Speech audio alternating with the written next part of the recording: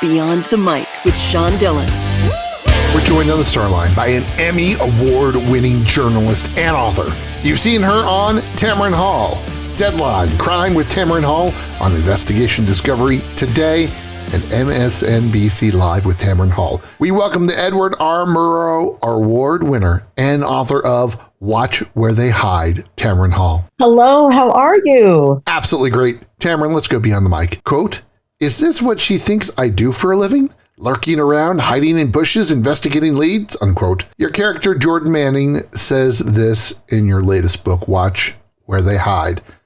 What can you do and say with Jordan that's harder than doing it in reality? Well, first of all, I need you to read my audiobook next time around. I'm already launching into the third one, so I need that baritone depiction of Jordan there. You know, Jordan is a vibrant, caring, young journalist and inspired, I hope, in part by the passion I've poured into my career. But what she's able to do that I could never do is find justice on my own. She is part vigilante. She is rule breaker. She is doggedly determined to go past the mic and into, in the case that you read there, into the bushes if it takes that to find justice. And in this case, the second installation of the Jordan Manning series, she has been called in to help a sister who is pleading for an answer.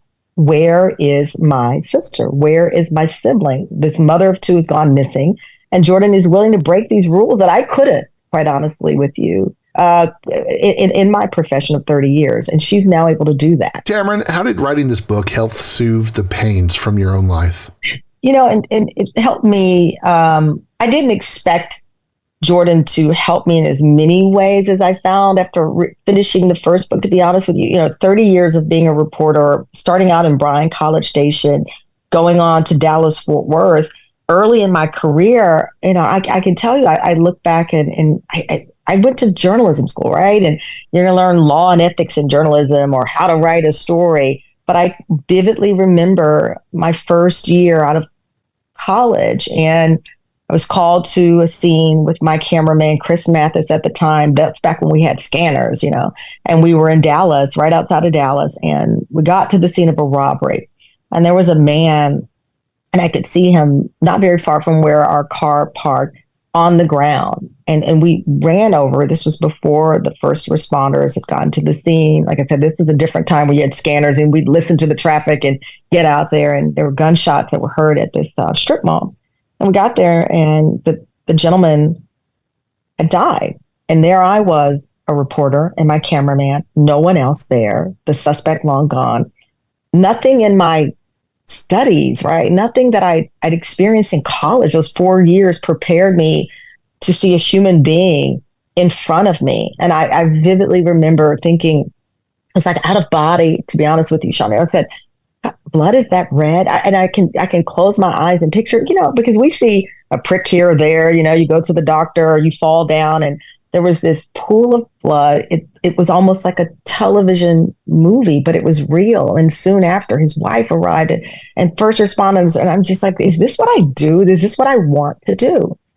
And for me, scenes like that continued and continued. I could talk to you all day about the moments where I was not prepared. My dad was in the military. So you knew, and I knew that, you know, a war correspondent, right? They're in the thick of it. They're embedded, if you will, with the troops. But I'm a local reporter, right? I'm inside of a home where gangs have riddled the home with bullets. And I'm like, wait a minute, why could they come back? Why am I here?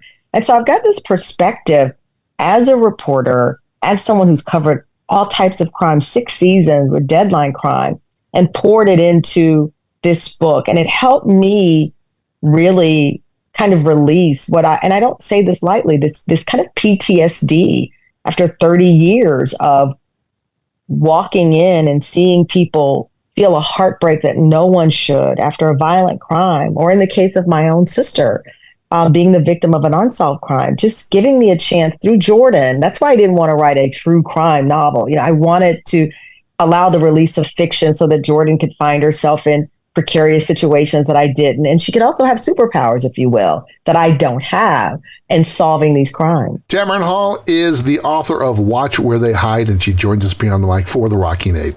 Tamron, all this is 8 random questions.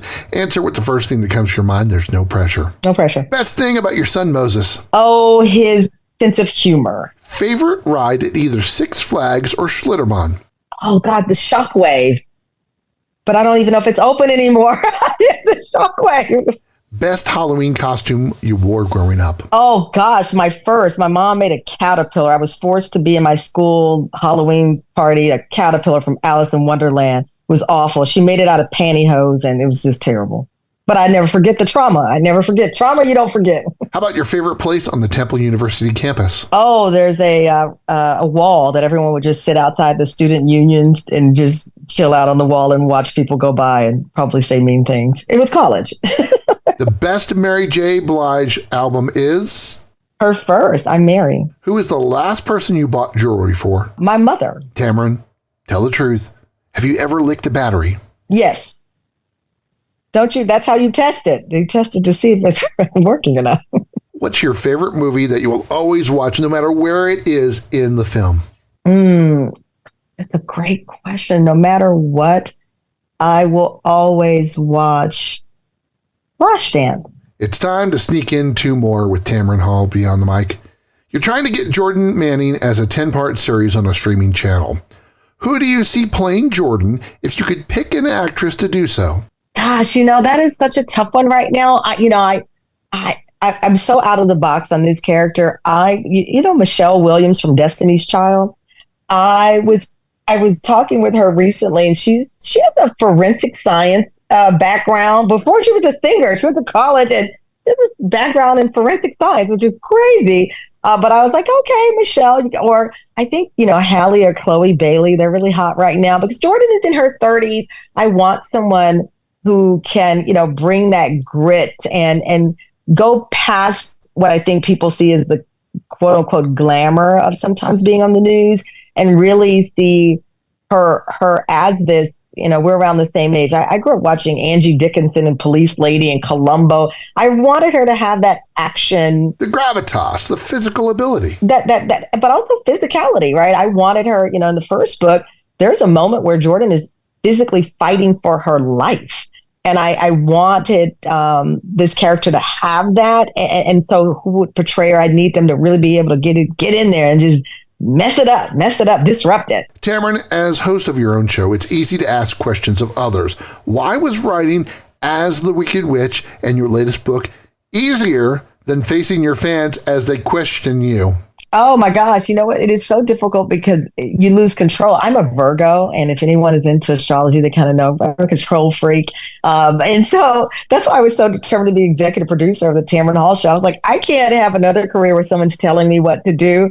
I will collaborate, but I can't be dictated to. So for me, it's a weird feeling, which I'm sure you understand. When you're interviewing someone, you do have a level of control in the sense of you cannot control what someone says in their answer, and nor should you, but you have a control over the tone. And so for me, one of the big things for the Tamron Hall show was that it didn't feel clickbait, that it didn't feel gotcha, that it felt like I always tell folks, it's 2 mimosas in, your real friends are there at brunch, the people you really didn't want are gone, and you've already ordered, you're eating, and you're just taking off your mask and you're able to talk without any real agenda. And so that's always what's the comfort zone of controlling the interview, because you and you know your heart, you know your goal in the interview. So when people ask me questions, I'm always like, oh Lord, where are we going? But okay, let me ride with you. Tamron, where can the Tam fam find you online and more about Watch Where They Hide? Oh, that's a big one. TamronHall.tv. They can go over and see where to buy the book,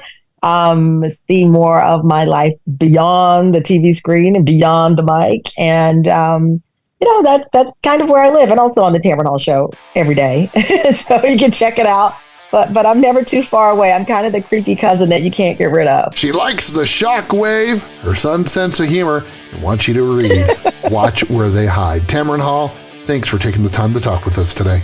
Oh, thank you. And that, my friends, is a Beyond the Mic shortcut. If you're enjoying these conversations, please check out another Beyond the Mic episode to find more actors, artists, and people you need to know. We'd also appreciate a like and subscribe on the Good Pods app.